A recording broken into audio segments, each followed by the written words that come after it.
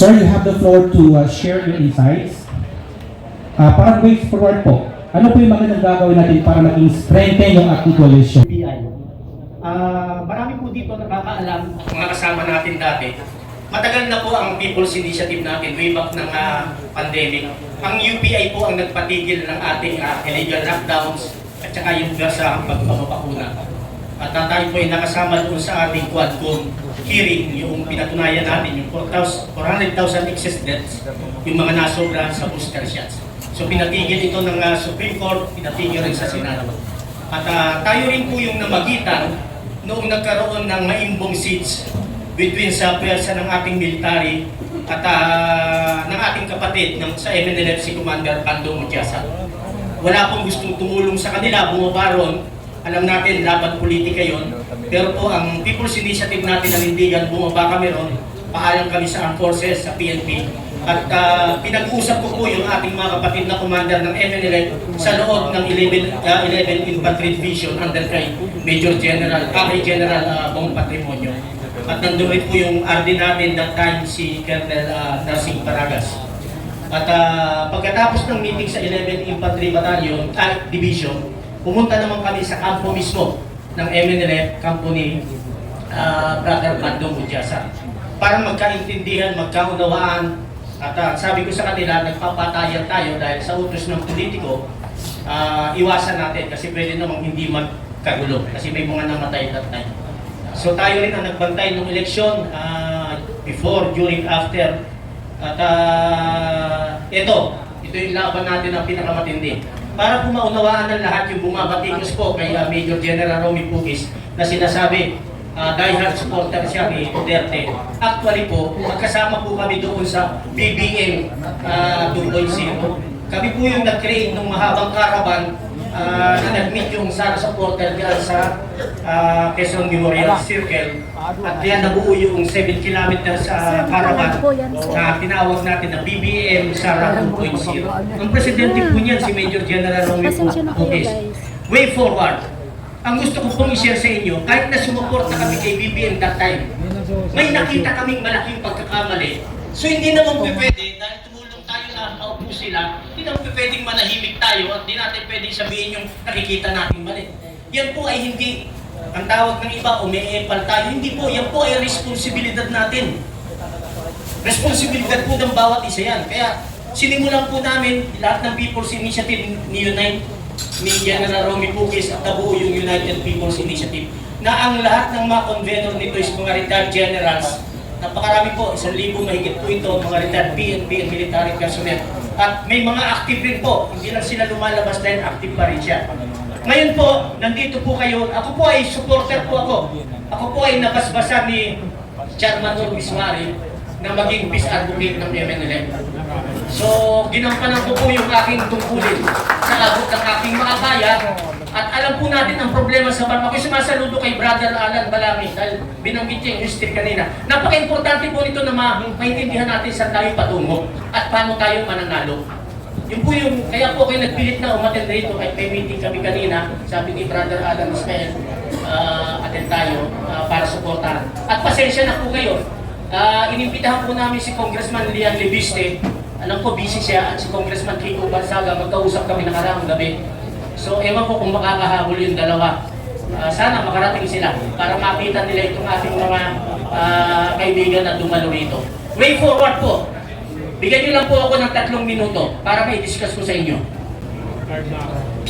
Wala pong royal road to winning at wala pong perfect struggle. Wala po. Pero kung walang gustong maging catalyst o gustong sumugal sa legal na paraan, hindi po tayo mananalo. Bakit hindi po tayo nananalo? Kapag may ginawa ang administrasyon, naglalaro tayo sa playing field nila. We will not win in their playing field. Sa kanila resources, sa kanila ang naratibo. Hindi tayo mananalo. Iwasan natin yon. Let's create our own arena. Ito, own arena natin itong one bangsa eh. Mag-create tayo ng senaryo na nakokontrol natin ang narrative at hayaan natin silang pumasok sa atin. Doon tayo mananalo. Kasi playing field natin yan at arena natin yan at yung narrative sa atin. Paano po tayo mananalo?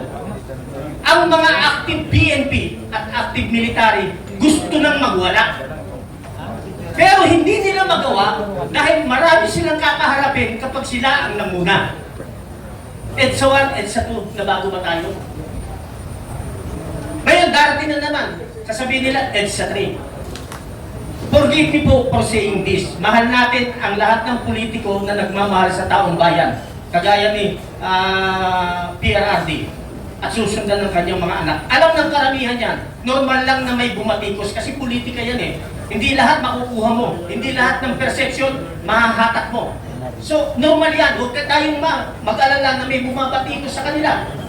Pero para tayo manalo, ito lang po siya. I-assert lang natin yung ating karapatan. Huwag tayong matakot. At yung unity na ginagawa natin, di ba po, bangsang moro natin. Meron dyan na ARM, MNLF, tapos naging BARF, MILF. Alam na lahat yan. Pero bakit hanggang ngayon nagkakagulo? Nung nag-usap kami ni Chairman Muslimin Sema, noong nakalipas na 2 buwan, face-to-face kami, naiintindihan ko yung damdamin niya. At may mga kapatid tayo na leader ngayon ng MLF na kinakausap rin natin at naiintindihan natin yung damdamin nila. Kung hindi lang pinapakialaman ng nasyonal at hinayaan nilang humulma ng sariling desisyon ang bangsang Moro, wala sanang gulo. Kasi yun naman talagang sinasad, hindi po total separation. Independence doon sa pamamalakad ng bangsang Moro at pamamalakad ng natural resources na meron ang bangsang Moro. Ang Muslim Mindanao natin. Yun lang ang gusto. Bakit hindi may isa katuparan? Dahil ang role ng gobyerno ayaw talaga nilang magkaisa. Lahat ng mga kapatid natin sa Muslim Mindanao natin. Bakit? Pag nagkaisa, takot sila. So ang laro nila is divide and conquer. Yan po ang ginagawa nila. Ngayon po, may ginaganap po tayo sa Senate. Sabi nila mga DDS like yun, hindi po, meron doon mga nagrarally rin minsan na mga tindig Pilipinas na hindi natin kasama. Ang mga kapatid natin mga pulis doon, under kay Colonel Sesto, hinahati nila para hindi magpadato. Paano po tayo mananalo? Magsama-sama lang po tayong lahat. Itong nasa bulwagan na ito, paramihin pa natin.